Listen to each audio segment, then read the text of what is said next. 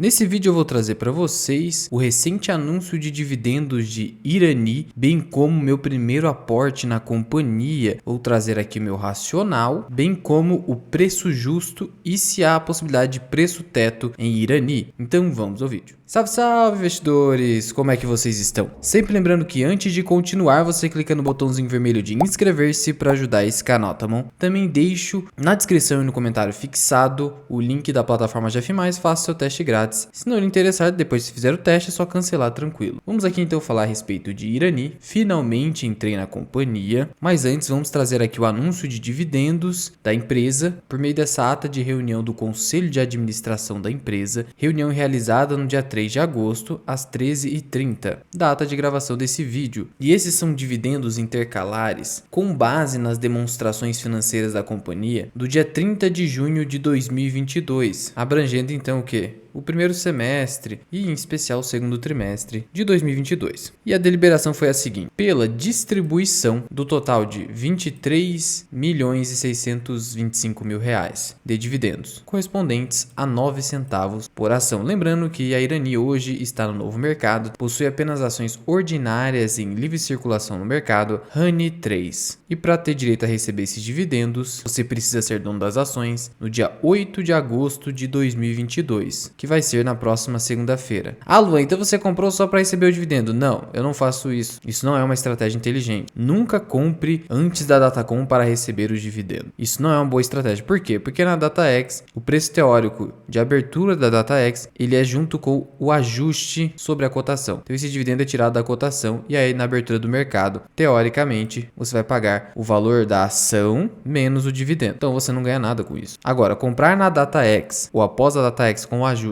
ou com uma possível queda, se isso acabar acontecendo, visando o longo prazo, tentando comprar ação um pouco mais barata ali, aí sim até faz sentido. Mas também não é algo que vai, promover uma grande rentabilidade na sua carteira. Para o longo prazo, comprando antes ou depois do anúncio do dividendo, o importante é você respeitar preço teto, preço justo e não pagar caro por um bom ativo ou um ruim ativo que você tiver ali seguindo o Deep Value Investing. E a companhia destaca que esse dividendo de 23 milhões significa 25% do lucro líquido ajustado com base nos resultados segundo o TRI, calculado de acordo com a política de dividendos da companhia, que prevê o mínimo obrigatório de 25%. DataX, como vocês sabem, é dia 9 e o pagamento desses dividendos ocorrerá no dia 30 de agosto, fim desse mês. De acordo com o preço de fechamento da data de hoje, anúncio desses dividendos, 9 centavos dividido por R$ 7,04, você tem um dividend yield nesse pagamento de 1,2%, sendo que a companhia já fez 3 pagamentos ali, tá? Mais outro de 9 centavos, outro de 28 centavos e outro de 6 centavos, fazendo pagamentos em março e maio e agora em agosto, trimestralmente. No total, são 52 centavos a título de dividendo mesmo, tá? Não é JCP, que se você dividir ali pela cotação atual, ou um preço médio de R$ 7,00, vamos colocar aqui, você tem um dividend yield de 7,5%. E ainda temos mais um trimestre aí de pagamento. A companhia tem pago trimestralmente, então pagou em agosto. Provável então que faça um pagamento em novembro ou em dezembro. E se pagar mais ou menos 1,5%, vai pagar aí entre 9 e 10% de dividend yield. Um excelente dividend yield para essa companhia, que é uma companhia de crescimento. Só que lembrando que companhias como Irani, Klabin e Suzano são mais cíclicas. Irani até menos cíclicas do que, por exemplo, Klabin e Suzano, porque ela está mais submetida ao mercado interno, mas ainda assim é bastante cíclica, por isso não espere dividendos tão altos assim de forma perene. Você compra uma companhia como essa pensando mais em valorização, de modo que o retorno de dividendos acaba sendo um bônus, ou dividendos lá no futuro, né? E o meu aporte foi bem aqui conservador. Apenas 100 ações, tá bom? Começando bem devagarzinho, não há por que ter pressa. Na minha visão, a companhia está bastante barata, assim como o Klabin também. Tô perdendo um pouquinho aqui, porque eu confesso para vocês que não fico aguardando chegar no preço que eu quero que chegue a ação. Eu compro muitas vezes a preço a mercado mesmo, porque afinal eu quero papel para o longo prazo, então não vou ficar mendigando 3 centavos, 2 centavos ou spread ali, tá? Mas também não tem nada contra com quem deixa ali a ordem na pedra aguardando ela ser atingida. Tranquilo também, isso aqui para mim não faz muita diferença. Principalmente se você fizer aportes pequenos como eu tô fazendo aqui, né? E aí eu já tô perdendo R$18, tranquilo, comprei a 7,22, mas vou ir reduzindo meu preço médio conforme for surgindo mais oportunidades de aportes. Geralmente quando eu começo a comprar uma companhia aqui, eu vou esperando quedas de 5% ou superior para fazer novos aportes. Então, se chegar a 5% de queda aqui, eu compro mais 100, depois compro mais 100 e vou comprando. Agora, se a empresa não cair mais e eu ver que ainda vale a pena aportar nela, eu faço aporte no próximo mês. É geralmente assim que eu faço meus aportes. Mas veja só, trazendo aqui um pouco dos resultados do segundo trimestre, eles me agradaram no geral. A empresa apresentou uma receita líquida de 428 milhões de reais e um lucro líquido de 84 milhões de reais, com um EBITDA ajustado de 144 milhões e uma dívida líquida sobre EBITDA que, por mais que tenha aumentado um pouquinho, está muito controlada. Veja que a companhia extraiu um lucro líquido dessa receita líquida bem interessante, de quase 20%, que para mim é bastante interessante. Então a companhia está denotando eficiência mesmo no cenário de inflação, sem falar que ela segue crescendo. A receita líquida cresceu no trimestre, conseguiu crescer essa receita mesmo com uma redução do volume de vendas dos segmentos de embalagens sustentáveis, que é o papel ondulado. Isso obviamente em comparação com o ano passado, porque em comparação com o primeiro trimestre de 2022 o crescimento foi de 16%. A margem líquida da companhia, como eu falei para vocês, é de quase 20%. Teve uma queda por conta do aumento das despesas, mas aumentou em relação ao ano passado, então para mim o balanço foi sólido. Veja aqui, para a Irani, o papel ondulado é o grande forte, é o core business da companhia. Afinal, representa mais de 50% da receita da empresa. A Irani não vende a celulose pura como faz a Klabin, por isso a variação cambial não prejudica tanto a empresa. Nesse ponto, a companhia seria mais defensiva internamente do que Klabin, mas também com um dólar forte, caso o dólar continue se valorizando, Klabin acaba se beneficiando mais. Então, se você estivesse perguntando, Luan, então talvez fizesse sentido ter as duas companhias na carteira, para mim faz sentido, tá? E não seria uma diversificação burra na minha visão, porque tem distinções aí, como eu falei para vocês. Muito embora a Klabin também esteja querendo se posicionar com força, querendo concorrer aqui com a Irani em relação a papel ondulado, já que, como vocês sabem, a Klabin publicou um fato relevante recentemente. O mercado não gostou muito porque estaria exigindo da companhia um pouco mais de contenção, mas a companhia fez assim mesmo, informando a construção de uma nova unidade de papel ondulado, o projeto Figueira, lá em Piracicaba, com investimento aí com recursos próprios, sem endividamento, vale ressaltar, de 1,57 bilhão. De qualquer forma, o forte do papel ondulado acaba sendo Irani. A respeito do endividamento aqui,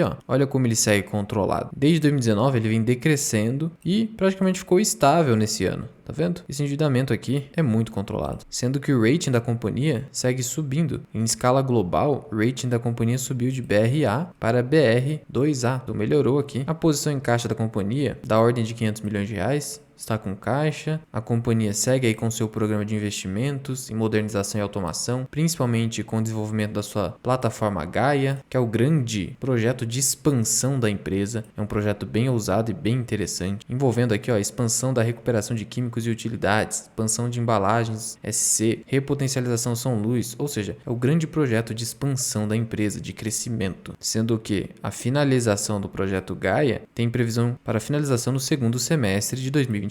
E a companhia tem conseguido cumprir o seu cronograma. Dentro do mercado de capitais, a companhia está no índice de small cap, só que as small caps estão caindo 40% e a Irani 28%, né? E o Bovespa caiu 22% aqui nesse período, mas a Irani tem se recuperado nesse último mês. Teve uma alta aí bem substancial de 6,67%. Além daqueles proventos que eu falei para vocês, já pagos da ordem de 7,5% de dividend yield, a companhia está aí com um programa de recompra, ela mesma entendendo que suas ações estão descontadas, e a companhia segue aí com um aumento de patrimônio líquido hoje superior a 1 bilhão de reais, sendo que seu valor de mercado atual é inferior a 2 bi, então uma microcap aqui. Então ela negociando um pouco acima do seu valor de patrimônio líquido, com uma dívida líquida baixa dessa aqui, não há nenhum grande risco aí em se investir atualmente em Irani. Por isso comecei a fazer os aportes, tanto pelo preço quanto pelos resultados sólidos. Hoje a companhia no novo mercado, isso aqui dá mais segurança para o pequeno acionista. Indicadores de valuation bastante descontados, um PL de 5 vezes lucro. Historicamente a companhia costuma negociar acima de 5 vezes lucro, tá vendo? Aí aqui foram um período de indicadores negativos, né? A companhia teve prejuízo em 2019, em 2017 e 2016,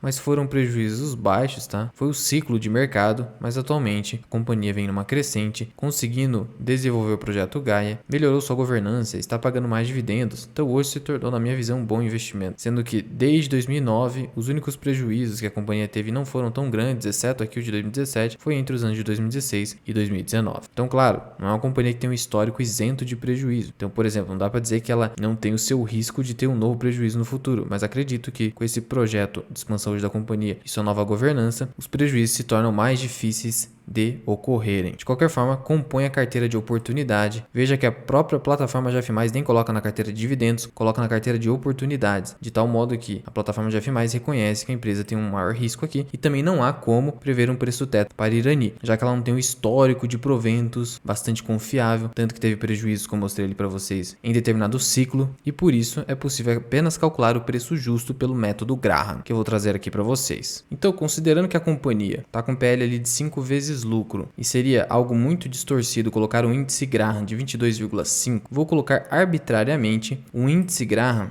de 15, tá bom? Então eu vou usar o índice Graham de 15, na verdade adaptado aqui arbitrariamente, vou multiplicar pelo valor patrimonial da ação e vou multiplicar pelo lucro por ação, 1,39. O resultado disso, eu aplico a raiz quadrada. Eu chego a um preço justo de papéis Irani de R$ 9,15. A cotação hoje da empresa é R$ 7,00. Isso aí dá um upside de mais de 30%. Essa é a sua margem de segurança hoje em Irani. E olha, se eu colocasse um índice Graham de 22,5, que é o original, você teria um preço justo de R$ 11,21. Aí sua margem de segurança subiria para mais de 60%. Mas aí seria muito otimismo aqui. É bom ser o mais conservador possível. Então, meu preço justo aqui em Irani seria R$ 9,00 mesmo, tá? Ah, Luan, mas considerando que a empresa pode pagar aí 8, 9% de yield, não dá para calcular um preço em teto aí? Olha, você até pode colocar. Vamos considerar aqui um yield de 7% que já estaria de bom tamanho em Irani. Então vamos projetar um dividendo por ação desse ano de 61, vamos colocar 62 centavos. É bem possível que a companhia consiga fechar esse ano com 62 centavos. Aí você multiplica aqui por 0,07, um yield de 7%, você teria um preço teto em Irani de R$ 8,85. Quer ser mais conservador? Então coloca um yield de 8%. Você tem um preço teto bem conservador de R$ 7,75. Ainda assim, mesmo pelo critério do Basinho, você teria margem de segurança para aquisição de Irani. Não estou fazendo nenhuma recomendação. E finalizando aqui com o comparativo entre Irani e Klabin quanto a valuation, hoje o PL das duas empresas estão muito próximos, mas Klabin está um pouquinho mais descontada. PVP, Irani está mais descontada. Dividend Yield, Irani tem um potencial bem maior de pagar nesse ano. Também não tão maior assim. Irani entre 9% e 10% e Klabin uns 7% mesmo. Margem líquida da Klabin está superior, tá? A da Irani fechou ali com 19%. Klabin está com mais de 20%. Endividamento, as duas empresas estão muito bem. Liquidez corrente também. A Irani é um pouquinho mais líquida aqui nesse ponto. Lembrando que a liquidez corrente só prevê a capacidade de pagamento de curto prazo aqui das empresas, tá? Mas é importante também. Crescimento de receitas e de lucros aqui, as empresas também estão indo muito bem na minha visão, mesmo com esse cenário de inflação. Vale ressaltar que, como vocês sabem, eu já vinha namorando a Irani há bastante tempo, já faz mais de um ano aí que eu venho observando. Vi que a companhia conseguiu se consolidar, parou de dar prejuízo, se tornou um player importante no mercado. É uma small cap que teoricamente tem um potencial de valorização maior que a Klabin, que já tem mais de 20 bilhões de valor de mercado, mas isso aí não significa que uma empresa pequena ela vai explodir, não é isso, mas é só mais um fator aí dentro da minha análise. E no mais, eu não vejo por que não